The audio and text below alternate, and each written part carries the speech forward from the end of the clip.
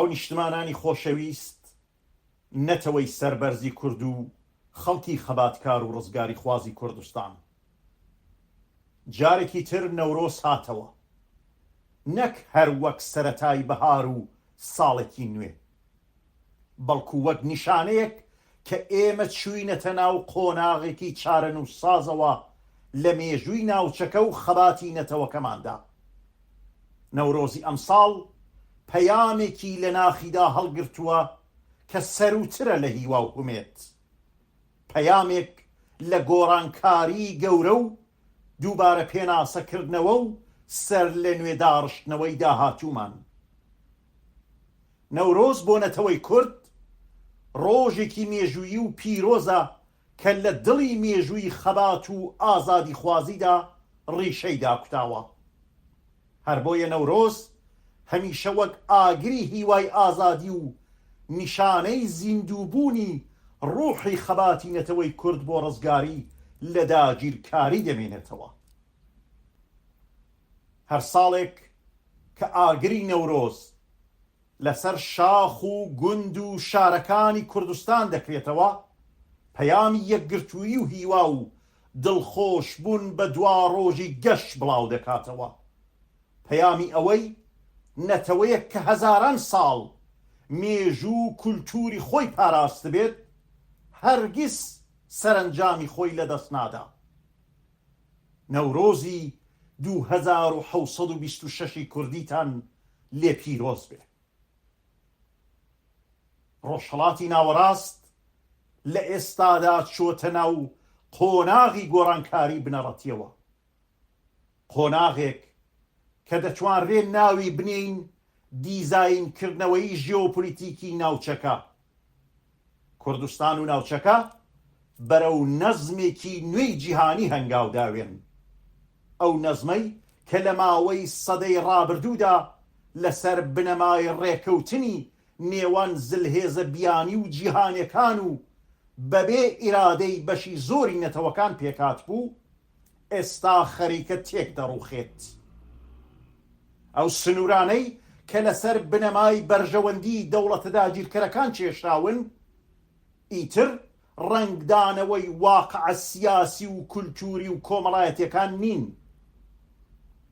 لەم نێوەندەدا ئێستا ئەو نەتەوانەی ساڵانێکە لەژێر داگیرکاری و نکۆڵیکردن لە ناسنامە و چەوسانەوەدان بوونەتە ئەکتەرە سەرەکیەکانی ئەم گۆڕانکاریە. نەتەوەی کورد بە پشتبەستن بە مێژوو شوناس و خەباتی بەردەوامی خۆی ئەمڕۆ لە ناخی ئەم پێشات و گۆڕانکاریانەدایە. ئەمە دەرفەتێکی مێژوویە، دەرفەتێک بۆ چەسپاندنی پێگەی نەتەوەی کورد لە نەزمی نوێی ناوچەیی و گەیشتن بەو مافانەی کە زیاتر لە 100 ساڵە لێی زەوت کراوە و خەباتی بۆ دەکا. ئەم گۆڕانکاریانە تەنها بۆ بەرژەوەندی یەک نەتەوە نییە، بەڵکو دەکرێت سەرەتای نەزمێک بێ کە تێیدا هەموو نەتەوەستەم لێکرا و خاکداگیرکراوەکان لە کوردەوە تا نەتەوەکانی دیکەی بێبەش لە مافی دیاریکردنی چارەنووس شوێنی ڕاستەقینەی خۆیان وەربگرنەوە و بۆ خۆیان چارەنووسی خۆیان بەدەستی خۆیان بنووسنەوە. لەم نێوەندەدا ڕژیمی ئێران لە ئێستادا لە یەکێک لە خراپترین قۆناغەکانی مێژووی خۆیدایە.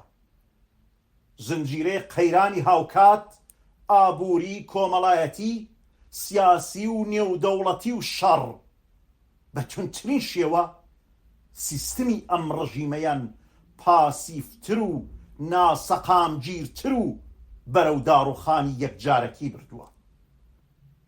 شەڕی ئەمریکا و ئیسرائیل بە دژی ڕژیمی ئێران لەلایەک و ناڕەزایەتی بەربڵاوی خەڵک لەو ڕژیمە و درستکەوتنە ناو پێکاتەی دەسەڵاتی ئەو ڕژیمە لەلایەکی ترەوە ئاماژەن بۆ ئەوەی کە ئەم دەسەڵاتە بە تەواوی ڕەوایی و مەشروعیەتی خۆی لە ئاستی ناوخۆیی و نێونەتەوەییدا بە تەواوی لەدەستاوە. نەتەوەی کورد لە ڕۆژهەڵاتی کوردستان کە ساڵانێکە بە دژی ئەم ڕژیمە داگیرکەرە خەباتی کردووە و لە ڕێگەی گەیشتن بە ئازادیدا گەلێک قوربانی داوە، ئێستا کە ئەم دەرفەتەی بۆ ڕەخساوە پێویستە لە قازانج و بەرژەوەندی نەتەوەکەمان و لە پێناو گەیشتن بە ئازادیدا بیقۆزینەوە. ڕژیمی ئێران لە لێواری ڕووخان و گۆڕانکاری گەورەی پێکاتەی و ژیۆگرافیدایە، گۆڕانێک کە دەتوانێت ببێتە مایەی تێگڕمانی نەزم و سیستمی ئێستای دەسەڵاتی کۆماری ئیسلامی ئێران.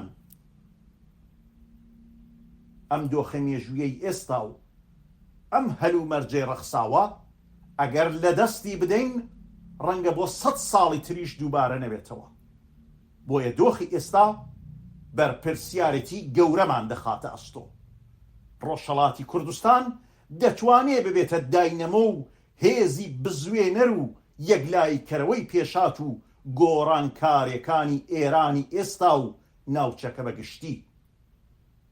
نەتەوەی کورد بۆ ئەم گۆڕانکاریانە ئامادەیە، بەڵام ڕاستیە کە نابێت لە بیری بکەین ئەوەیە کە پێویستیمان بە یەکڕێزی و یەکگرتوویی زیاتری هێز و لایەنە سیاسیەکان هەیە.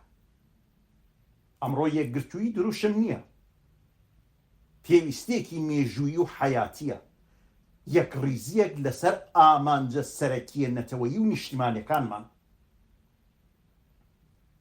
پێویستیمان بە بەرەیەکی سیاسی و هێزێکی سازماندراوی هاوبەش، استراتیژیەکی هەماهەنگ و یەکدەنگ لەسەر ئاستی ناوخۆیی، ناوچەیی و جیهانی هەیە.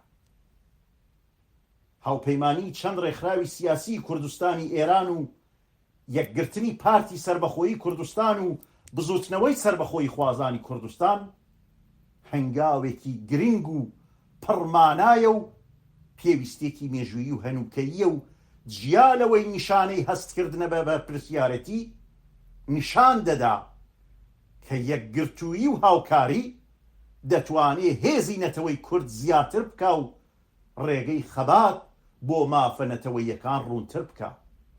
بۆیە پێویستە پەرە بەم یەکگرتووی و هاوپەیمانی تێبدرێ و ئەم پلاتفۆرمە بتوانێت هەموو هێزە کوردستانەکان لە دەوری یەک کۆبکاتەوە. یەکگرتووی هەمیشە بنەمای سەرکەوتنە و ئەم هەنگاوە هیوایەکی نوێ بۆ داهاتووی خەباتی خەڵکی کوردستان دروست دەکا. ئەو جیهانە نوێیی کە دروست دەبێت چیتر شوێنی بۆ نەتەوەی بێدەنگ نەماوە. ئەم دنیا نوێیە ئەم نەتەوانەیە کە وشیار و ئاگان ڕێکخراو و منسەجمن یەکگرتوو یەکڕیزن. ئێستا میلەتی کورد لە خاڵێکی چارەن و ساز و قۆناغێکی مێژووی داوەستاوە کە دەتوانێت بۆ خۆی مێژووی خۆی سەر لە نوێ بنووسێتەوە. ئێمە دەبێت ئەم دەرفەتە بکەینە پرۆژەیەکی نەتەوەیی، هیوا و هومێدەکان بکەینە بەرنامە و خەباتمان بکەینە دەستکەوتی سیاسی. لەو نەورۆزەدا ئێمە تەنیا جێژن ناگرین، بەڵکو بڕیار دەدەین، بڕیاری یەکگرتن و یەکێتی و یەکڕیزی، بڕیاری ڕێخستن و هەماهەنگی نێوخۆیی، بڕیار بۆ بنیاتنانی داهاتوویەک کە شیاوی نەتەوەی کورد بێ، بڕیار بۆ بەدەستەوەگرتنی سەروەری سیاسی و نەتەوەیی، بڕیار بۆ کۆتایی هێنان بە داگیرکەر و دامەزراندنی دەوڵەتی سربەخۆی کوردستان. بە باوەڕ بە ئیرادەی نەتەوەکەمان و پشتبەستن بە مێژووی شکۆداری خەباتمان جەخت لەوە دەکەینەوە داهاتوویەکی ئازاد و وڵاتێکی سربەخۆ خەون نییە، بەڵکو دەرەنجامی یەکڕێزی و هوشیاری و خەباتی ئامانجدارمانە. جەشنی نەورۆزی کوردی 2726 لە هەموو خەڵکی کوردستان پیرۆز بێ، بە هیوای سبەینێکی گەش و کوردستانێکی ئازاد و سەربەخۆ.